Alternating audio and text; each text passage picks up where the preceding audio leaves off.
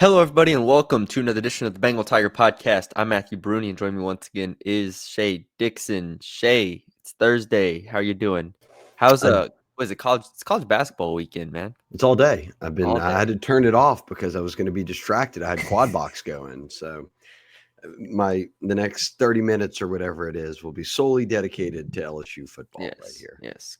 I saw Cooper Flag tweaked his ankle. Duke's Yeah, losing. but then right before I turned it off, he was in the handshake line. So Okay, walking, not in a wheelchair.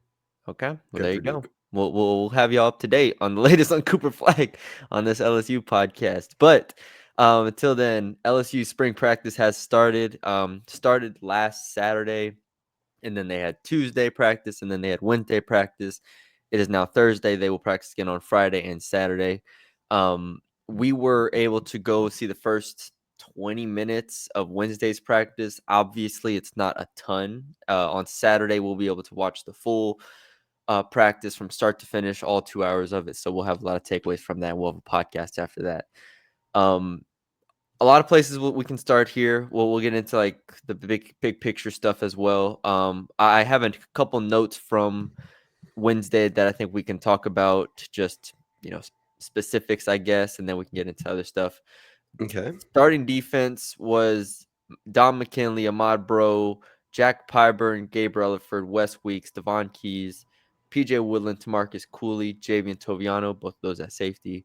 Stamps, Ashton Stamps, and then at star was Austin Osbury, who they're just trying to fill in that spot. But that group of 11, we'll talk about it with offense as well, is they're working along these newcomers, right? The freshmen, the transfers, and so on. So it's a lot of returning players in those starting spots. This is all very, very early, as Brian Kelly will tell you as well. When you hear that list of 11, what do you think, and where do you go? No shock. I mean, right? It's the first practice. What You've got a lot of guys returning on the team. Do you immediately in practice one say Matty B as a coach, harness your AAU coaching here? Actually, don't. AAU's a different beast.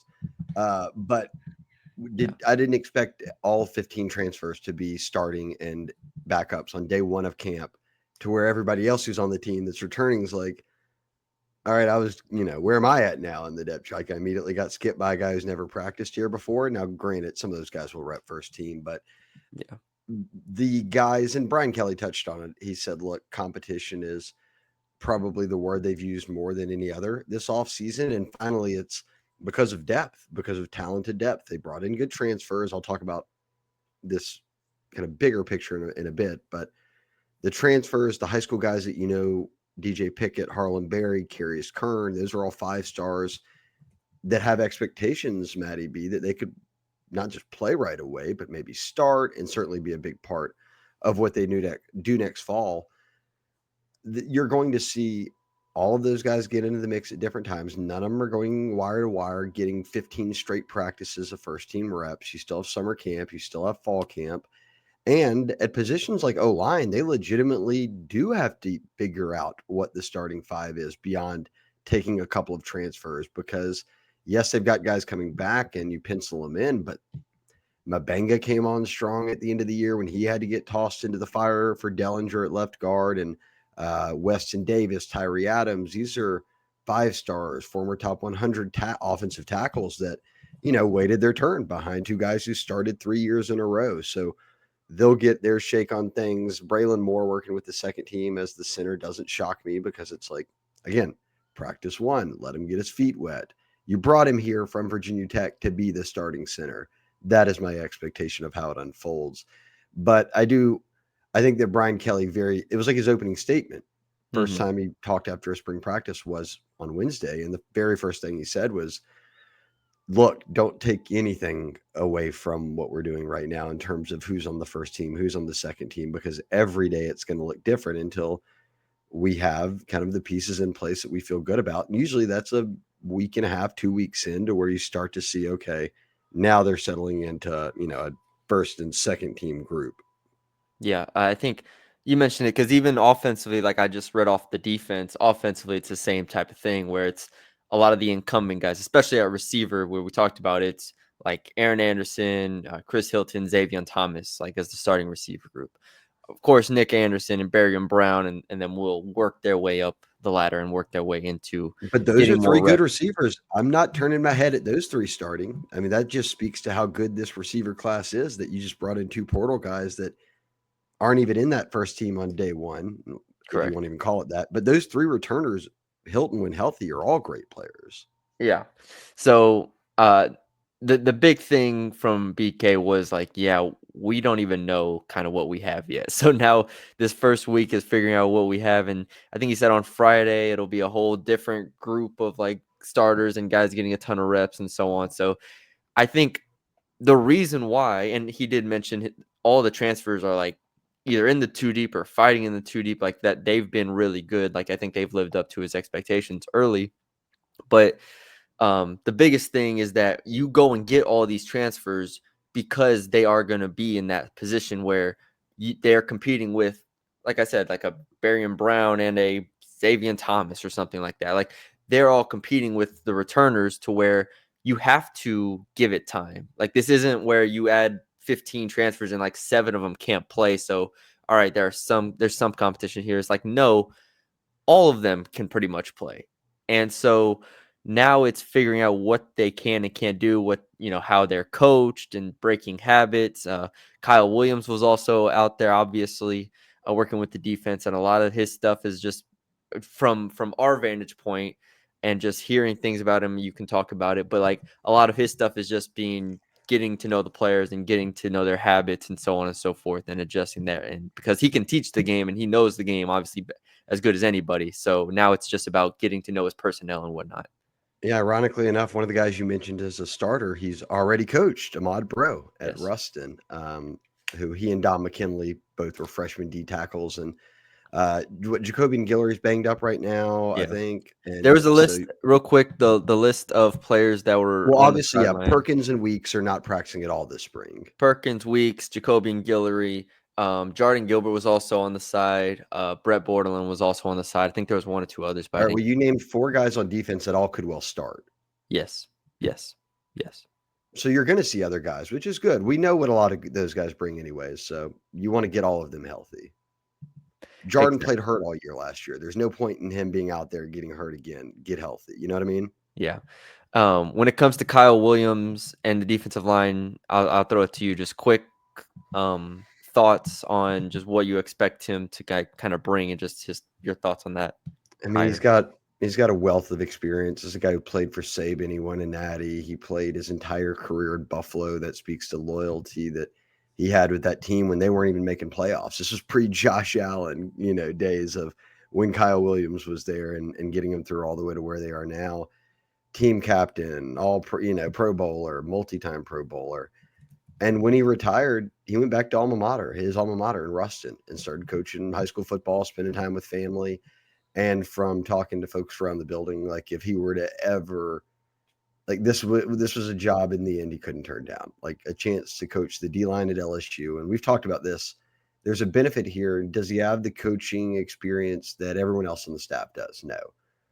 Does he make up for it wholly in his experience as a player? Maybe, maybe a good gap of it. But I think you also have to think of it from this vantage point. He's the D line coach, but he doesn't coach edge rushers or defensive ends. Blake Baker's system has that group completely split up. And Kevin Peoples, who's been around the game 30 years, was with them last year. And all those guys looked, Swinson played better, than he did the year prior, or at least elevated his game. Savion Jones certainly played better than he did the year prior. And you could keep going. The Gabe Relaford, all these guys are coming along. They signed a bunch of DNs and edges like Patrick Payton and Pyburn and Jamari Butler out of Nebraska. Like, you feel great about the ends and edges, and Kyle Williams doesn't have to focus on that. He's got to focus on the nose tackles, the D tackles, and that's that group of young guys, Bro, McKinley. There is a veteran in Guillory. We'll see kind of who else kind of can get into the mix there. I think a Buddy Mathis is a freshman, maybe could see some playing time, but I think right now these 15 practices are him getting his feet wet to the speed of how a college practice is run, how Kelly runs things, and I don't doubt for a second that he'll be, won't be able to handle it. And anyone who's met Kyle, he's one of the more affable people out there. There's Yeah. no way the D line group and recruiting won't like him. And a guy like Ahmad Bro is one of the more respected guys in that D line room, and certainly he'll speak up and say, "Look, this is my guy, is my high school coach," and I think very quickly they will fall kind of in line with what Kyle Williams wants to do on the D line because, like them, he sat in that seat one day, right? Like he was a D lineman at LSU, and he went on to be a national champ and an All American. So I think he can just point to his track record of, hey guys, look, this is what you have to do to get where you want to be, and stability. Matty B, they've had 9 D line coaches in 10 years or something, Yeah. like a new one every time in the past 5 years, I think it is. So Kyle Williams isn't going anywhere else. Like you thought that about Bo Davis, and then the one NFL job that could possibly pull, like he moved back home. He's closer to McGee. And he even said it in the interviews, like, well, yeah, it's the NFL. And it's, I think in the NIL era, these older coaches, Matty B, certainly it's a grind. You're 365. In the NFL, you just coach them. You don't have to do anything else. You don't have to sign them. You don't have to recruit them. You don't have to Yeah. discipline, nothing. Everything's handled elsewhere. You coach them. And Bo Davis kind of said that. He's like, it's an NFL job and it's only like an hour down the road. So it's really not that big of a switch for me. And that kind of made it an easy decision. But I think with Kyle Williams, you get stability. He's not out searching for an NFL job or trying to grow, his coaching, um, whatever Yeah. resume or the ladder. It's like he was coaching high school ball and everyone figured that would be it. But to kind of grab him here in the 11th hour, I thought was a solid move when you only need him to coach 2 spots. Yeah. um Brian Kelly was like, we didn't make him, we weren't like forcing a guy to stay 10 years or something like that, but he did say that it was a factor in their search of looking for a guy that could potentially be here for multiple years, and I think Kyle Williams checks that box for them, which is significant. The only other Yeah, notes for I have from recruiting and for development, it's significant, right? Like every year when you have to start over with a new coach, they have to find all new relationships with these D line recruits. That's why really the times that they hit on big guys were when they were taking D line coaches from like Bo Davis came from Texas. Well, they just signed everybody he was either had committed at Texas or was recruiting. Like Zion Williams as Jamar well. Kane at Oklahoma, he just kept recruiting the same guys and they got Deshaun Womack and all them. So Yep. I think that with Williams now you have that stability year over year where he can get a head start on recruiting the guys who are sophomores right now, and then by the time they make a decision, they've known him for a long time. Yeah. I'll end this section with the only other notes I have here: Jawan Johnson at quarterback, as we knew, Harlem Berry, getting to see him alongside Caden Durham and Caleb Jackson. Obviously, he is slight; he'll put on weight, and he'll look to bulk up a bit. But just again, the way he moves and the way he can catch the ball and play, I have no doubts about him. Yeah. Especially For once those he that gets don't know, Harlem is the number one running back in the country coming out of New Orleans, but played at St. Martin's, which is, low level ball. But yeah, much like a Derek Stingley who played at Dunham, like it can be whatever classification. When you're the best player in the field and nobody's close, you don't take anything away from it. Now, we'll note Matty B, he went wire to wire with On3 as the number one running back. So yes, he did. Frank Wilson plays him early. We saw it with Caden Durham last year. I think him and JT Lindsay will play a good bit. 2 top 10 running backs, both from Louisiana. Yeah. And then I spent most of practice focusing on the defense, mostly because like the offense, I don't need to get into the minutia about how it was set up, but I thought Go off, King. I thought Talk to me. Zion Williams looked the part as far as a big defensive tackle, kind of like a Sadir Mitchell in a way. Like they both looked like, okay, we could put them on the nose and just eat up blocks early on. So that was good. I thought Jamari Butler and Patrick Payton looked the part in terms of pass rushers that you would expect with good size and experience out there. So that was good. And then what else? First time getting to see DJ Pickett suited up. We didn't get to see him in the practices in December, so getting to see him and just his length and just going through drills and 6'4" stuff. and Yeah, he is tall. wingspan for He is tall, days. Shay. He is tall. But yeah, all that. Tamarcus Cooley out there with the ones like we talked about. Expect big things from him, Toviano as well. So we'll get to see this whole group on Saturday and get to see everybody on Saturday and have a little more thorough of a rundown. But those are just some guys that stood out to me early on. Do we have an ad read or we just keep Oh, rolling? we can keep it rocking. I'm gonna do a recruiting pod, so I'll get the ad That's read in true. there. We can just keep There you rolling go. here, Matty B. All right. We were gonna give some just quick kind of recaps, 20, 30 minutes of just thoughts because we're only a couple days in. As like Brian Kelly said, helmet and shoulder pads is all they're in. They're not hitting yet. They're in that acclimatization period or whatever it is, that first 3 or 4 days before they can get fully suited up. But I think that there's an overarching theme here to spring and well, the season in general. But relative to spring and season in general, I'll say these two things, and if we want to revisit it, we can. Yeah. One, I don't think people realize or really grasping Nussmeier is one of the best quarterbacks in the country right now. Like, if you're talking draft value, I know that he's leading in the Heisman odds, but I'll toss that aside. Just like he's got like last year, he came into the year and he had one start. It was the bowl game. That was it. Now he's got a full year under his belt. Like that jump from year one to year two is so big with quarterbacks, and it's not something that Bama, Georgia, like all these other schools have. Like LSU's got a returning quarterback that has double-digit starts under his belt and is considered to be one of the best quarterbacks in the country. So that can carry this team a long way. I don't need to see a ton from Nuss in spring ball. Like I know what Nuss does, and I don't think people forget it, but it's getting brushed aside here, and even more so because he's not at spring ball. Harold Perkins didn't go pro after 3 years. Harold Perkins didn't transfer. Harold Perkins got hurt, and he got hurt 4 games in playing a position that he's no longer playing. So he's going back to star. He's going to have that same ability to impact a game that he did his freshman year when everyone was like top 10 pick, even at linebacker, no doubt about it. He's leaving after 3 years, and he'll be healthy again for fall camp and the season. You have Whit Weeks at linebacker who had that breakout season, and then you put Perkins next to him or kind of out there at the star position. And you already, as you mentioned, have a guy like Patrick Payton at D end who 2 years ago playing opposite Jared Verse at FSU was an All-American level talent. You have Jamari Butler, Jack Pyburn, guys who were the best edge rushers on, Nebraska, Florida's teams this past season. I just think that Perkins is going to he's going to be set up for more success than even was his freshman year because he's got better players now, in my opinion.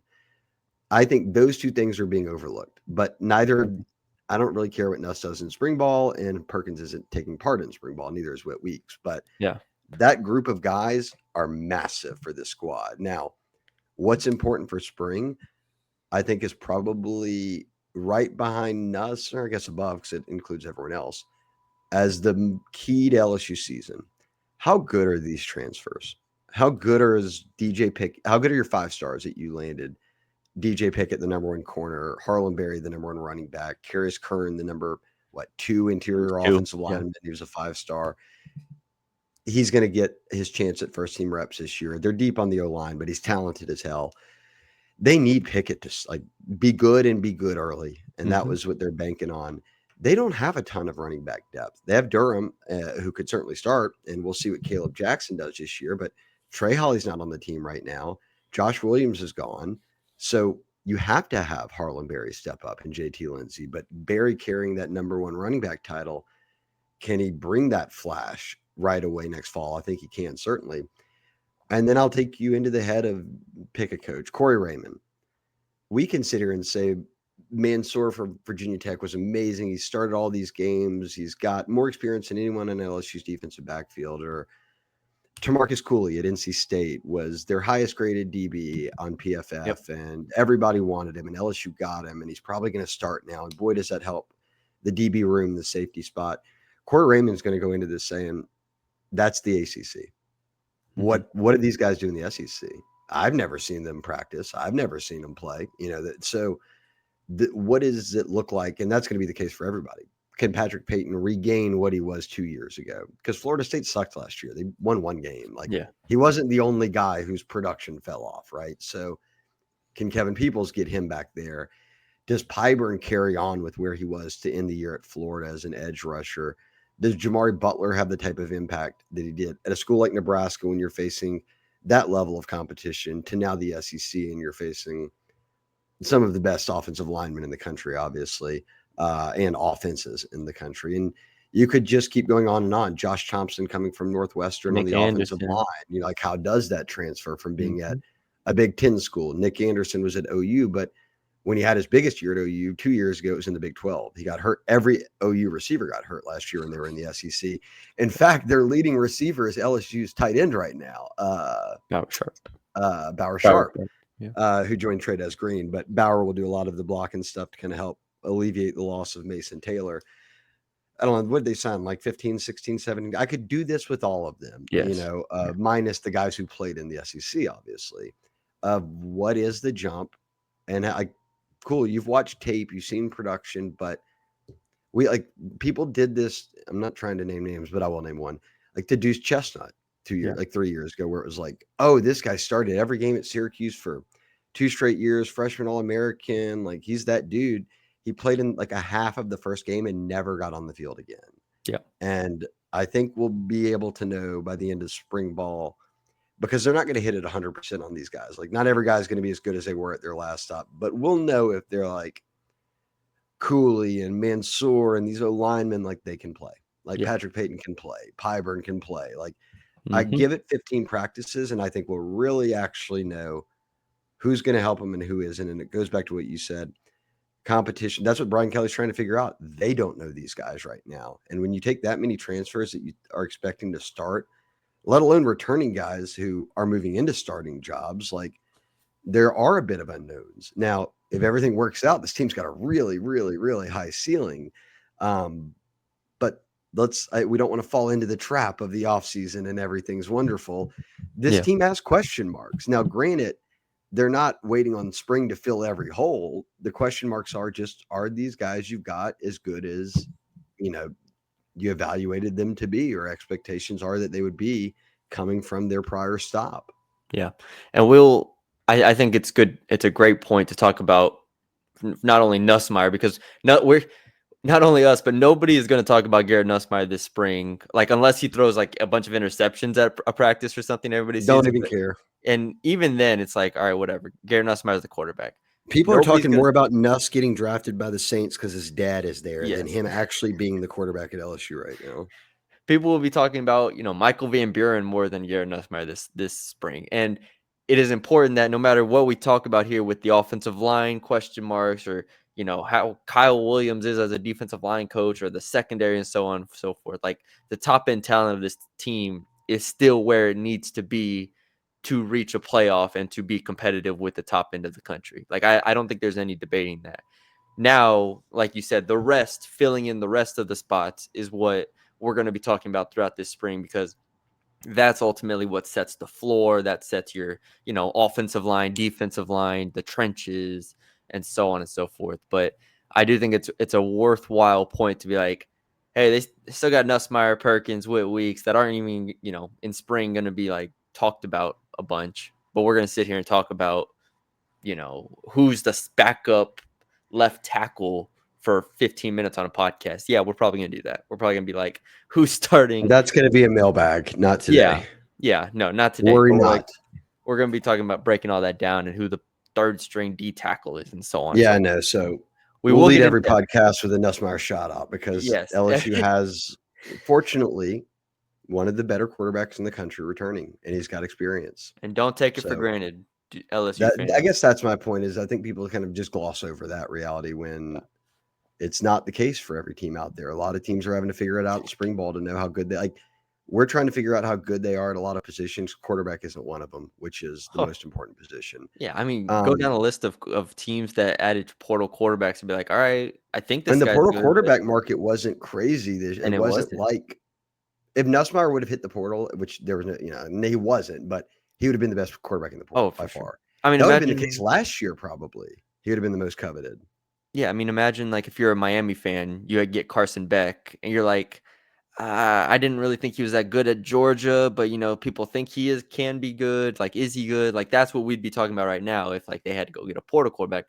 But we're not in that position. We have Garrett Nussmeier, and Garrett Nussmeier is like way better than Carson Beck and way better than a lot of the quarterbacks out there. So, What I think another thing we cannot gloss over in spring ball, and I'm trying to balance here, not being too rosy with everything, but this is a point of reality, is we've talked about the Kyle Williams hire. They only had to make one other on-field hire this offseason. So think about this time last year, you're working Brian Kelly fired everyone that was an on-field coach on defense. So you had all new coaches, and we were sitting here saying the debate was they finished in the 130s in total defense. It was like 120s. Can they cut that in half? That was like the big debate we had in spring ball and fall camp, and Blake Baker and company did. They finished in the 60s or whatever. It's like, can you cut it in half again and get into the 30s? But that's such a different conversation than we were having a year ago. And the offensive staff has remained largely the same, obviously, for 2 years now. So you've got staff continuity that you have not had in the past,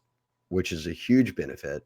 And beyond Kyle Williams, I know he's still in the headlines here recently, but they hired Alex Atkins when Slade Nagel left as the tight ends coach to be the OC at Houston for Willie Fritz.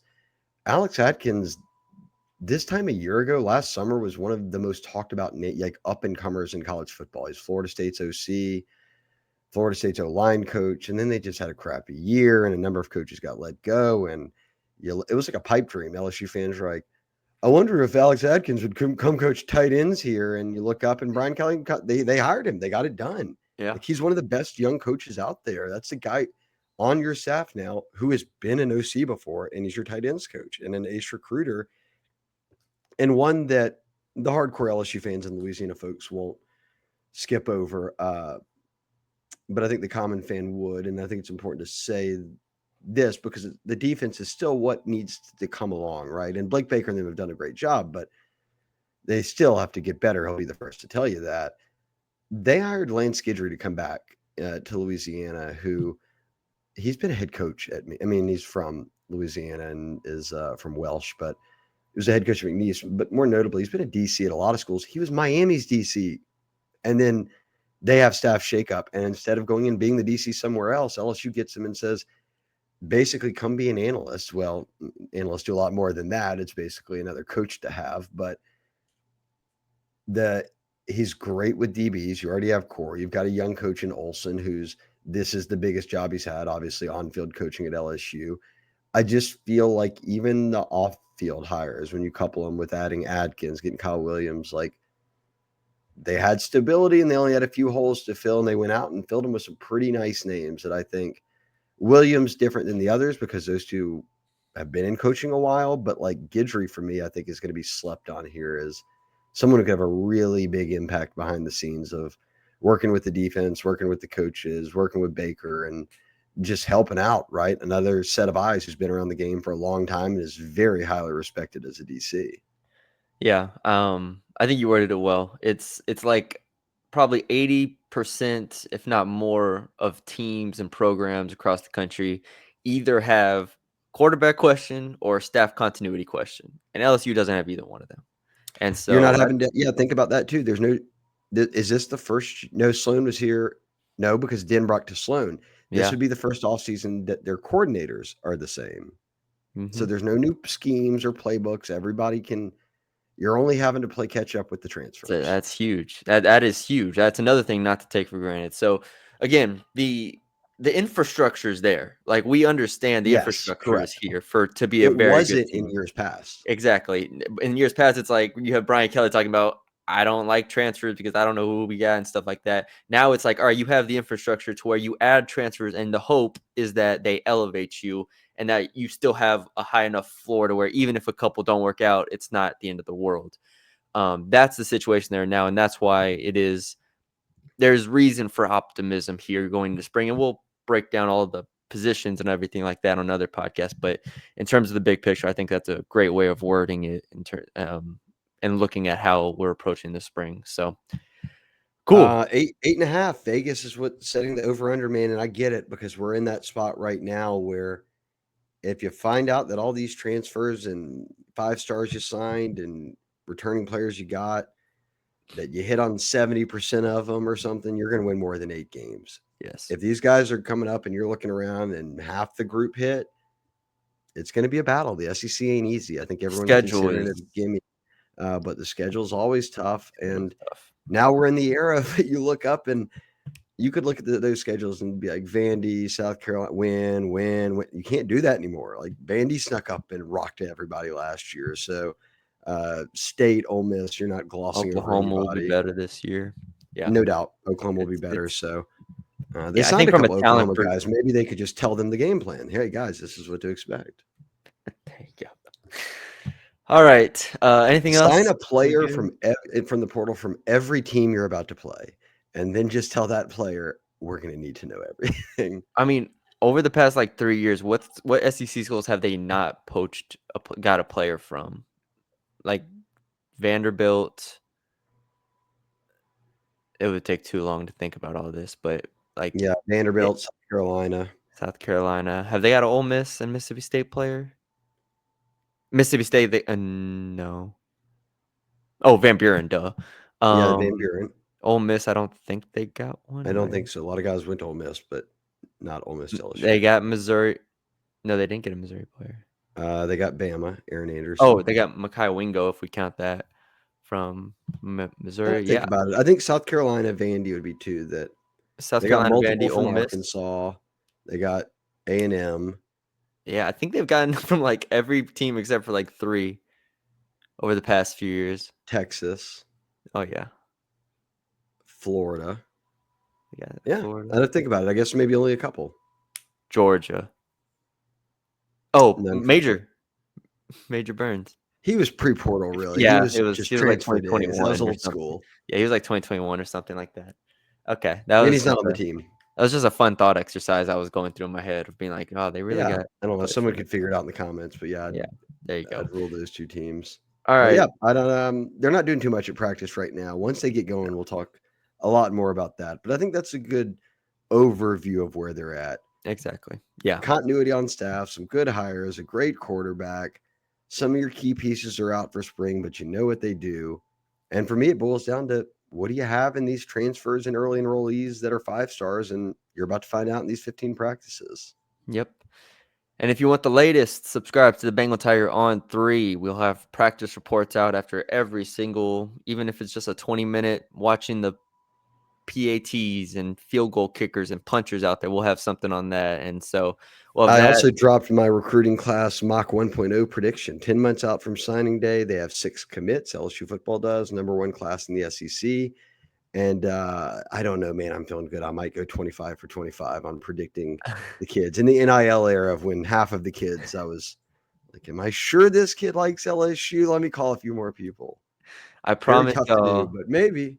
there's not a more thorough class prediction or recruiting piece in the world than what Shea just put together. Not on Um, LSU football's 2026 class. at least Called not on Mach LSU. 1.0 at this exact moment. Yes, I, it's the only one in the world. brother, it is everything you need if you like recruiting or if you just want to hear about LSU's It took 2026 class. years off my life. Yes, Shea was going through it a little bit. Hard. It was But bad. It was bad. but But it's yeah, a good class. it's out now. If that's who they sign, they're rocking and rolling, Yes. baby. We're set. Sign us up. But subscribe to the Bengal Tiger on 3 for everything you need from football, basketball, baseball, everything in between. So, yeah. Also, subscribe to this channel if you haven't already. Leave us a like, comment, share, subscribe. If you're listening on the audio side, leave us a 5-star rating and review. For Shea Dixon, I'm Matthew Brune, and we will talk to y'all later.